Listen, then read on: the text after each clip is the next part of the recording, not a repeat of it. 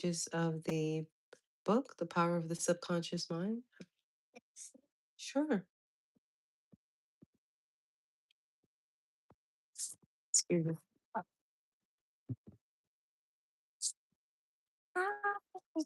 I took pictures, but because I'd be reading out. Oh, well. We're back inside. We still gonna utilize it. Okay. All right, here we go. Remember, we were tuning into the differences between the subconscious and conscious mind. All right. And how Caruso was frightened to sing on stage, but he spoke to his subconscious mind and did it anyway. And that reminds me today, y'all, I did something similar. I felt the fear and did it anyways. I spoke to a room full of people who were not there to see me. God, you need something over there? Not at all. That's okay. I appreciate you. And if you are here from there, hi. And y'all, like, if you are not aware, like, really tune into Brother Trades by Psy, like the beginning of science. He's on what you call it, YouTube here. Has a whole course that he created for people who are learning how to day trade in the foreign exchange market. And you could apply it to other markets too. And then and yeah, he's like traveling all over the country to connect and share his story and share, answer questions, stuff like that. So yeah, like we were waiting because there were so many people that showed up. So he had to split it into two different presentations. And it was like some people were waiting there for a few hours. But I was just like, oh wow, like I'm in a room full of people that are here in New York that I could share so many resources with them. Like, yeah, let me put them on, right? And the main thing with trading is that I really like any area of life, like any pathway you want, like whether it's real estate, land flipping, any career that you're in. It's like what's the other one called? Life insurance, right? It's not like the opportunity to make money obviously is there, yet you got to have a nervous system regulated to be able to receive that and tap into that. And he's 22 years young and has already made like 40 plus million trading. So of course a lot of people are interested in learning from him. Yeah. And yeah, I was just so grateful to be that, to show up in that way. And I already know I'm a speaker and that I'll be speaking in front of people, millions who are coming to hear me speak. Yeah, it was like wow, you did it. And I'll like I'll go into it another time. Let's go back to the readings. Okay. But yeah, he spoke to his subconscious mind. He said, "Get out, get out. The big me is going to sing, right?" Because there was a part of him that wanted to like block him from doing it. Same for me, y'all. And okay, so your subconscious mind is reactive and responds to the nature of your thoughts. When your conscious mind, the little me, is full of fear, worry, and anxiety, the negative emotions engendered in your subconscious mind, the big me, are released and flood the conscious mind with a sense of panic, foreboding, and despair. When this happens, you can, like Caruso, speak affirmatively and with a deep sense of authority to the irrational emotions generated in your deeper mind as follows: Be still, be quiet. I am in control. You must obey me. You are subject to my command. You cannot intrude where you do not belong. Period. It is fascinating and intensely interesting to observe how you can speak authoritatively and with conviction to the irrational movement of your deeper self, bringing silence, harmony, and peace to your mind. The subconscious is subject to the conscious mind, and that is why it is called subconscious or subjective. I'm gonna run that one back because one, I didn't fully like take it in and understand it.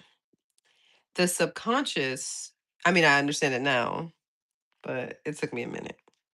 The subconscious is subject to the conscious mind. And that is why it is called the subconscious, right? Or subjective, right? Meaning the conscious mind is what affects the subconscious mind, right? When things are coming through our conscious or unconsciously coming through, it affects our subconscious mind. And that's why you, with your conscious mind, can choose to talk to and dictate and rule. Not rule, but, uh, not help your subconscious navigate. All right, this is a new section, outstanding differences and modes of operation. You will perceive the main differences by the following instruction illustrations. You will perceive the main differences by the following illustrations. The conscious mind is like the navigator, our captain at the bridge of a ship. I don't read ahead. Okay, so, I mean, I would, I love reading and I could do that, but even just now, even though it's literally the next line, my eyes don't see that. You understand? I literally just said this in a group chat today. Like if I'm coming into a chat, I don't read backwards. I literally start from where I last left off and read down. So, all right. So the conscious mind is like the navigator or captain at the bridge of a ship. He directs the ship and signals orders to men in the engine room, who in turn control all the boilers, instruments, gauges, etc.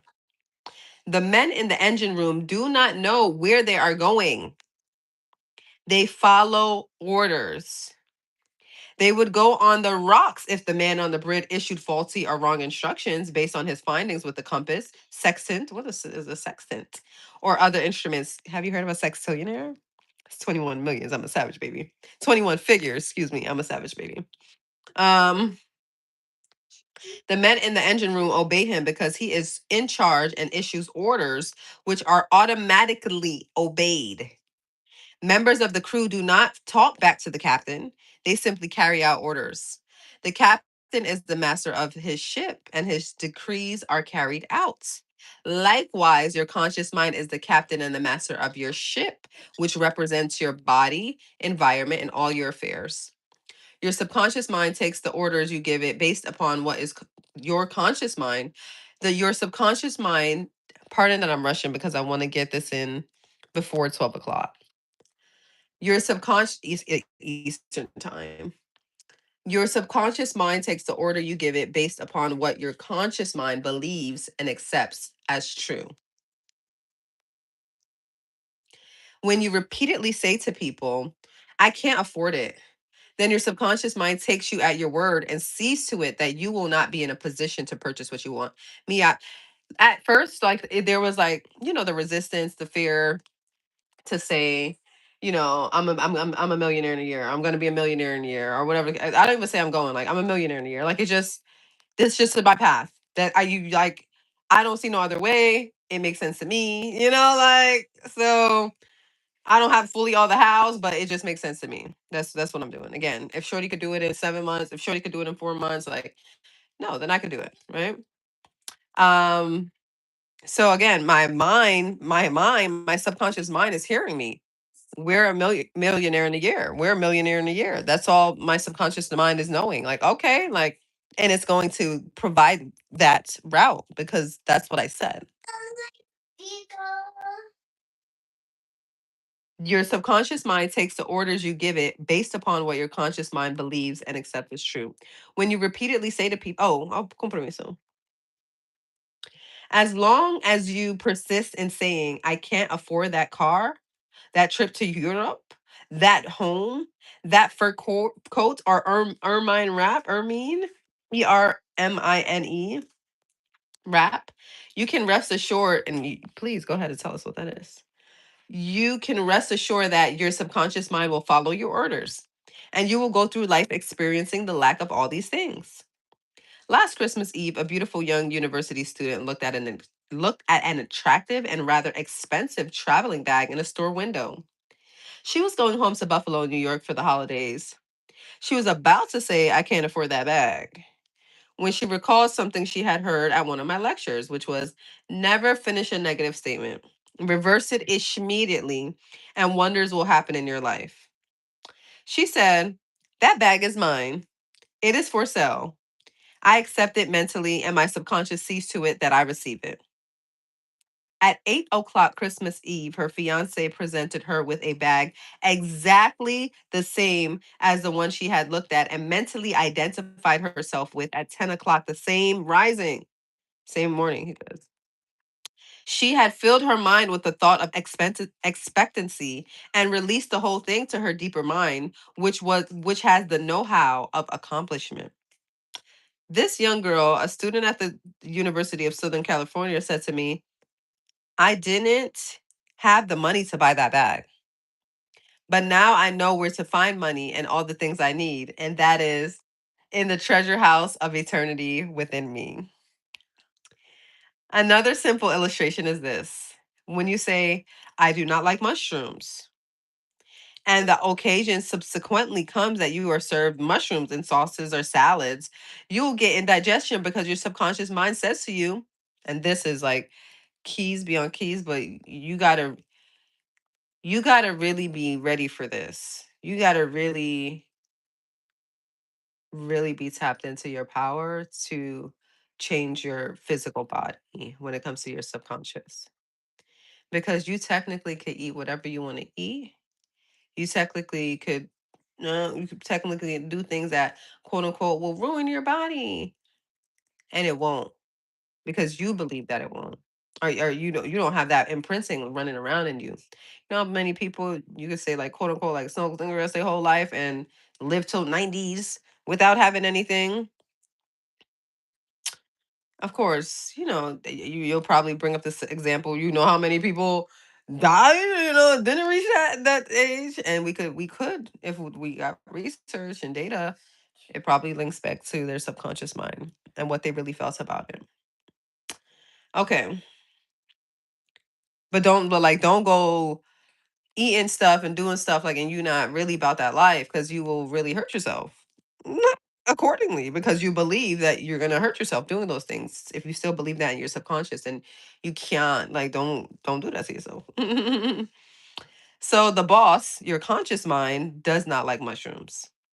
This is a mute. Oh, let me make sure I read that back. So you say you don't like mushrooms. You served it via a sauce or salad. You get indigestion because your subconscious mind says to you, the boss, your conscious mind, does not like mushrooms.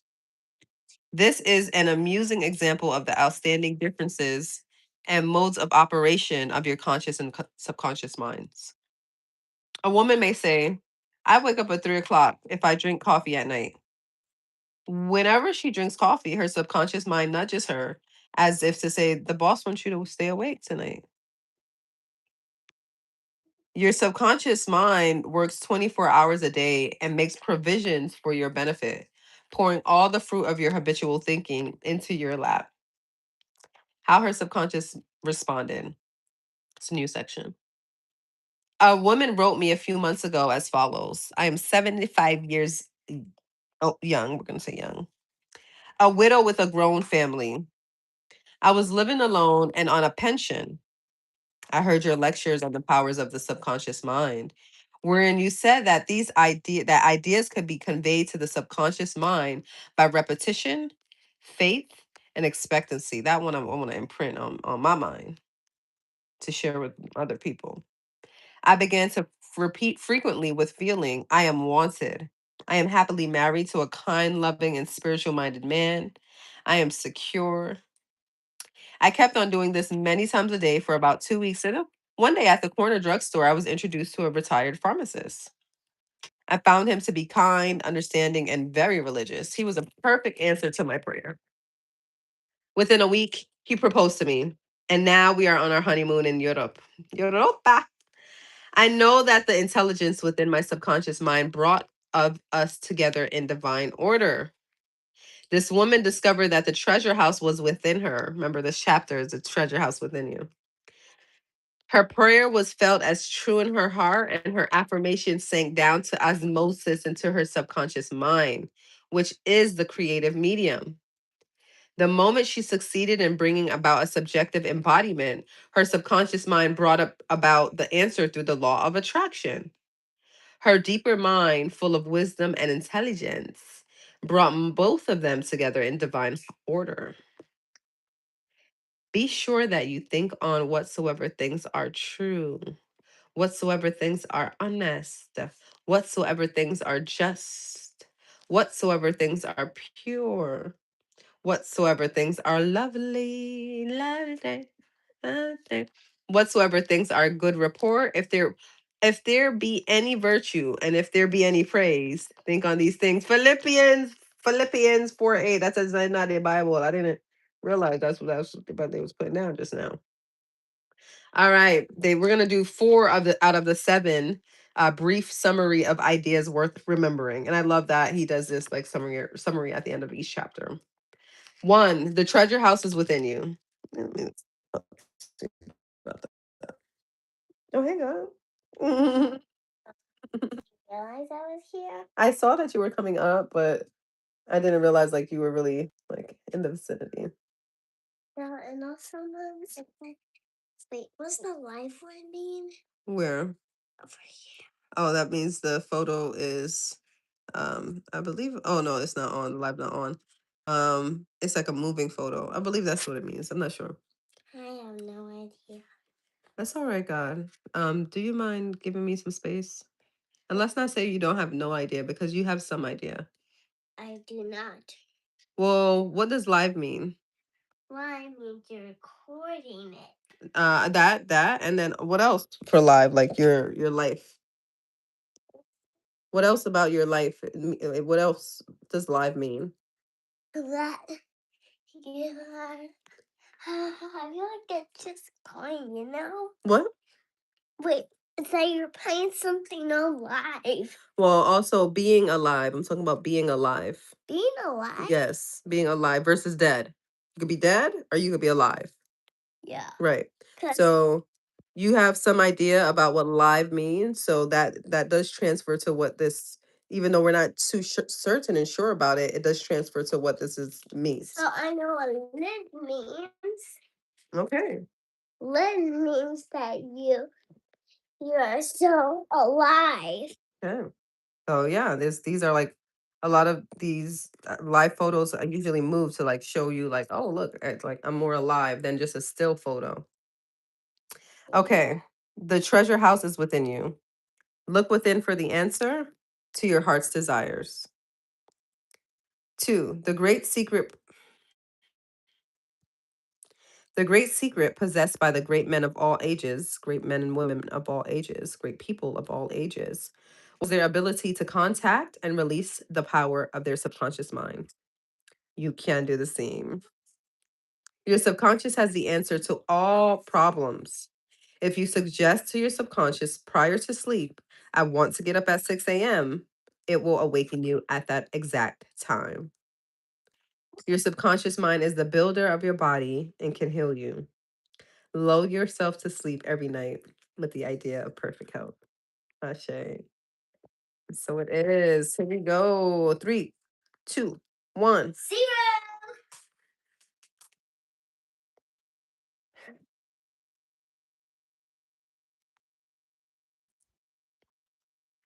Peace.